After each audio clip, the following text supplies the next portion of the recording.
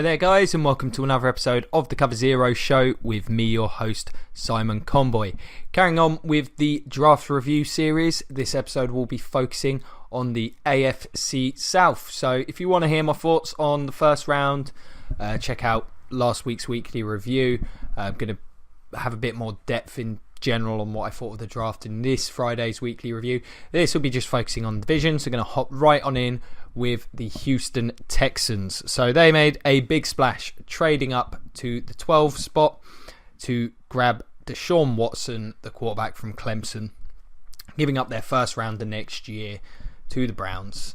I mean, really, in a weird kind of way, Deshaun Watson has cost them 2 firsts and 2 second rounders and 2 firsts because of the Brock Osweiler mistake to replace him with Deshaun Watson.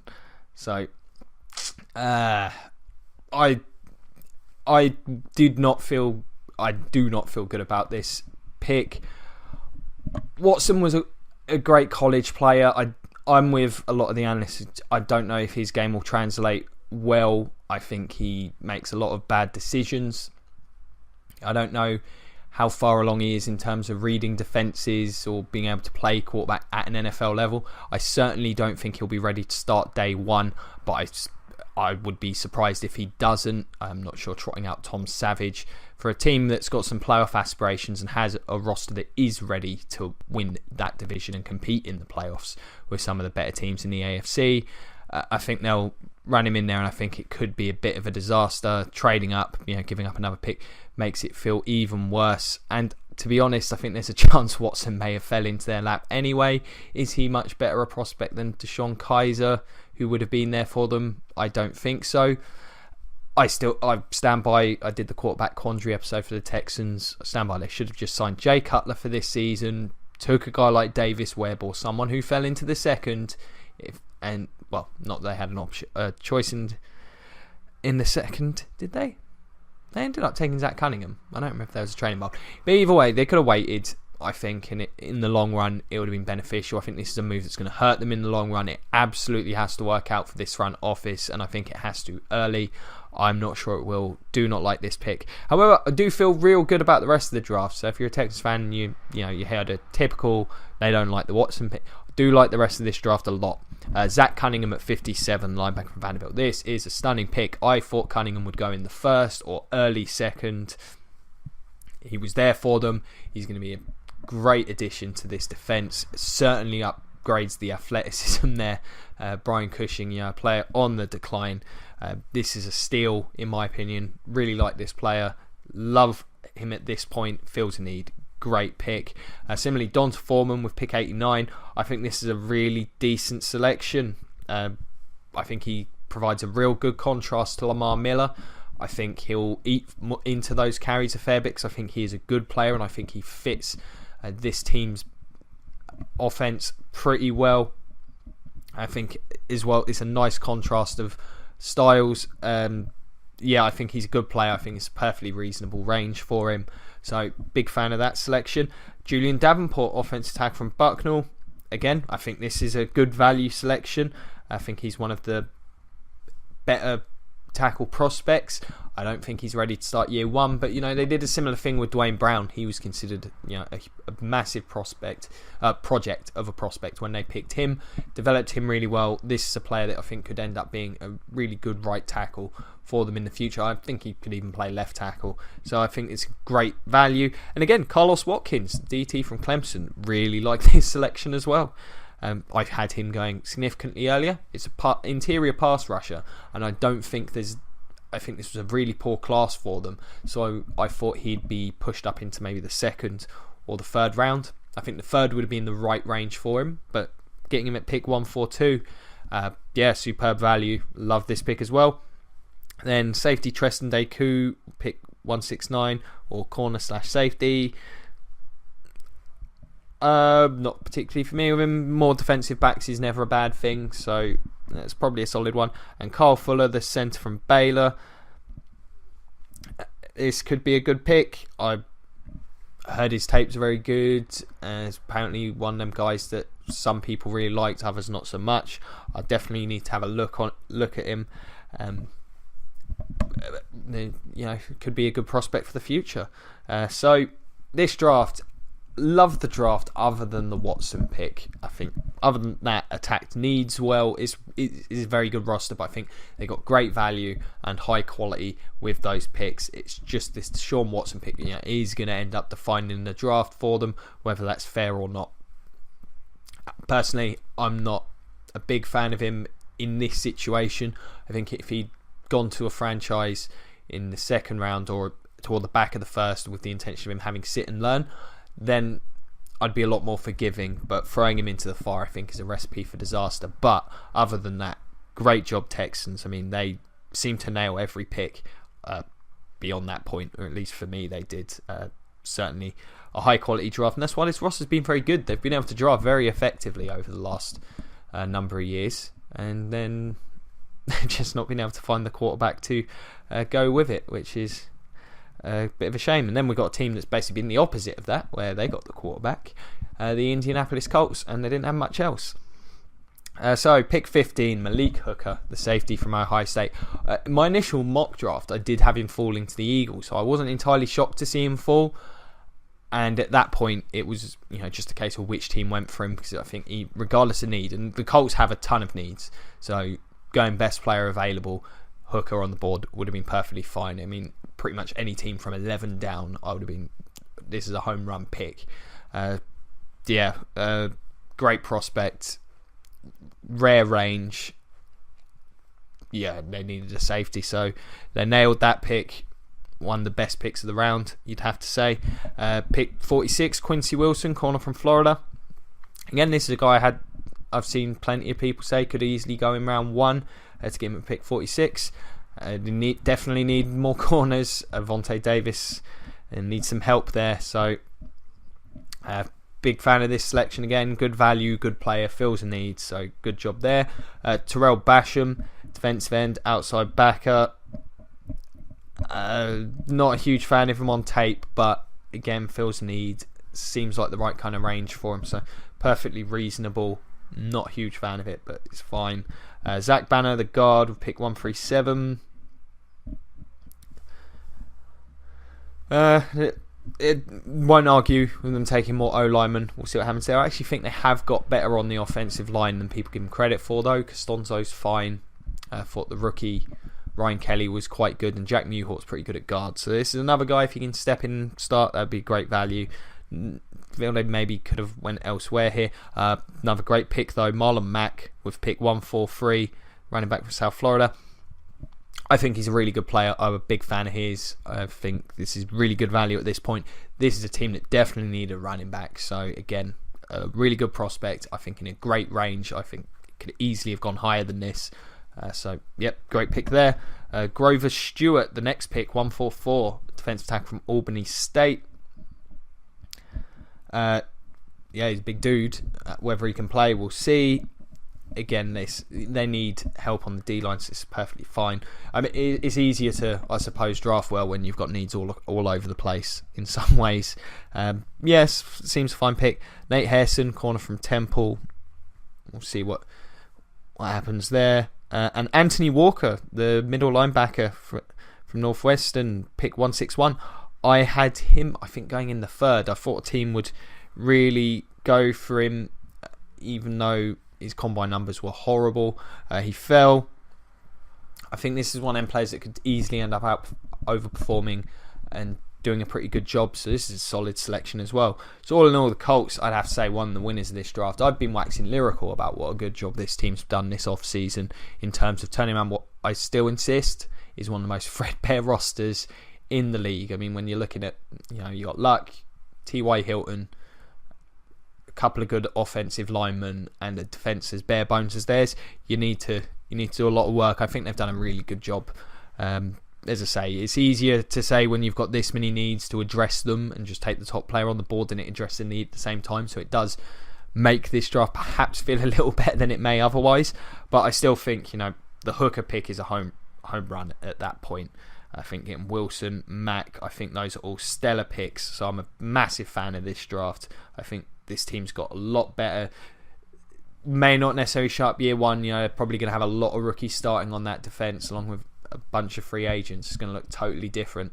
But I think in the long run, 2018 onwards, this roster is going to look significantly better, more athletic than it has in a while, and that's good. I don't want to see Andrew Luck wasted.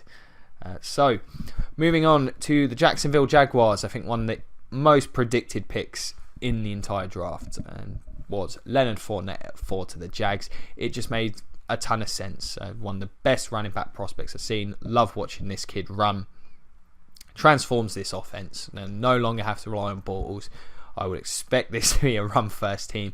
I think he'll step in day one. Easy early candidate for offensive rookie of the year. Could be an all-pro. Not much to say about this other than it was the logical pick. It really did feel that way. Pick 34, Cam Robinson. I'm shocked he was available. A lot of teams needing linemen. Clearly wasn't a particular position this year. It was a much maligned group. But I think even though they traded up one spot, which that's twice we saw that this year. It's not common. I think this is a really, really good pickup. This offensive line was horrible last year. I don't know what's going on with Brad now, but I wouldn't want to see Cam Robinson starting at left tackle day one, but I think it can plonk him at guard. I think he'll be very good. They could put him at right tackle either way. He'll definitely help, definitely be starting day one and improves his team. Good range, good player, good job there. Dwayne Smoot, defensive end from Illinois, with pick 68. Not shocked because Tom Coughlin's there now and he'll bring that Giants approach of all of the edge rushers. Not particularly big fan of this pick. I think the range is about right. I just not sure it was a big need. I still think this team needs a lot of help at a lot of spots. Could have went with another O lineman, in my opinion. D.D. Westbrook, wide receiver from Oklahoma, will pick 110. The tape is quite good. Apparently has not been particularly impressive when he speaks to people and has some off the field stuff. It makes sense. The Robinson and Hearns are a fine tandem. I think they could certainly do with some help. I don't think either one of them's like a true number one, but they're a good pair. So another weapon, certainly reasonable. This is the kind of pick that could easily bust. So it's okay. Blair Brown at pick 148, the linebacker from Ohio. I really like this pick. I really like his tape. It's only the 1 year, but he can run. Looks like he knows what he's doing at that position. I think this is a really good move. Gives them a bit more speed. Him and Miles Jack could be a really good pairing there in Jacksonville. Maybe not a big need, but I think the value here was very high. Pick 222, Jalen Myrick, corner from Minnesota. You can never have too many corners. I've said that a million times before. And then Marquez Williams, fullback from Miami, pick 240. If he's good, I don't know if you ever need to draft a fullback. That'd be the thing. I'll look into him and I'll comment on this one on Friday. But again, I quite like this draft in terms of 3 really good picks that I think will work out in Fournette, Robinson and Brown. Probably not as stellar as the last 2, but still perfectly fine job. Would have liked to have seen a bit more of an effort to fix that offensive line. I still think they look very solid defensively. Let's see Blake Bortles. Yeah, I don't think there's too much excuse for him now. Beyond having a mediocre offensive line, he's got the weapons, he's got the running back now, and what should, on paper, be a very good defense. So, solid draft from the Jags. Probably not on the level of the last 2. But it looks reasonable on paper. Although I think really the Cam Robinson pick is probably overshadowed. Pretty mediocre draft actually. Just like a couple of the picks quite a lot. I like the players they got. Just not sure about how they attacked certain needs personally. So then we've got the Titans. This was certainly an interesting one. They kind of did things a lot differently to what I expected. So with the first of their first rounders, pick number 5, they shocked everyone by taking Corey Davis, the wide receiver from Western Michigan. I'd like most assumed if they were going to go with a receiver at 5, it was going to be Mike Williams. I think Williams is more akin to something they do not have. My opinion on this is that the Titans, it looks to me like they're going for a fairly West Coast style of receiving core, where there's a bunch of sort of solid possession balance type receivers, no clear defined number one. I think because now you've got Tajay Sharp, Corey Davis and guy that came over from Miami, whose name I always forget, but he played very, very well for them last year. And my mate Arnie is going to probably be annoyed that I forgot his name, which is understandable. He had a good season. It just totally eludes me. I remember he came from Miami. That's good enough. But yeah, real surprise. I really, really liked Corey Davis. I've been well on record, if you've seen any of my draft previews where I mentioned Corey Davis.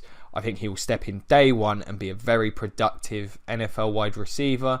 Kind of reminds me of like a Pierre Garçon, Jeremy Maclin type, where I don't think he'll ever be truly feared, but I think he will.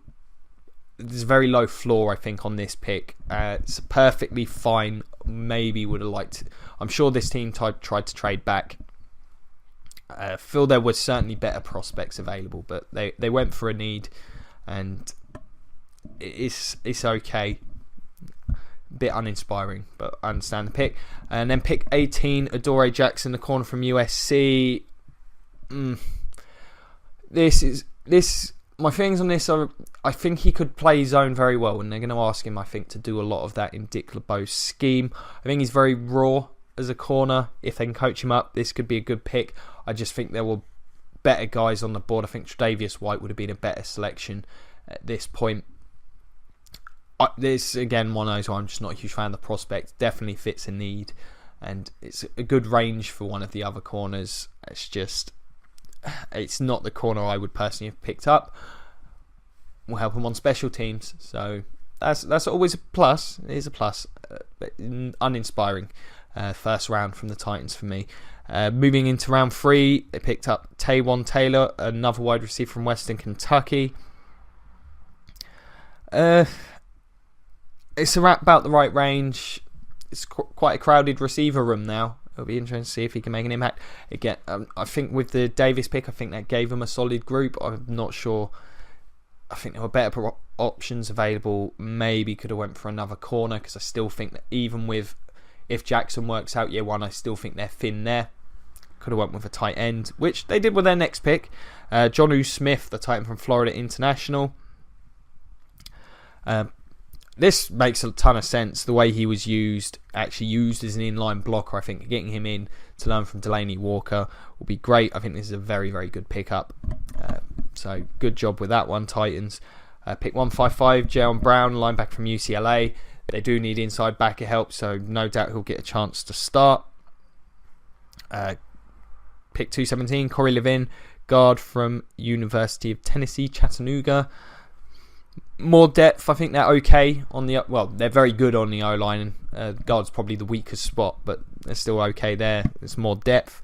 Pick 227, Josh Caraway, backup pass rusher, I would have to think. From what I've managed to gather, some people think he was really good value at this point. They tend to do a pretty good job finding edge rushers in Tennessee, so maybe just a third down specialist for them, but you can never have too many edge rushers. I think it's reasonable at this juncture. 236, Brad Seaton, OT, offensive tackle from Villanova. More depth, again, they're loaded at tackle. They've done a good job developing those two tackles as well.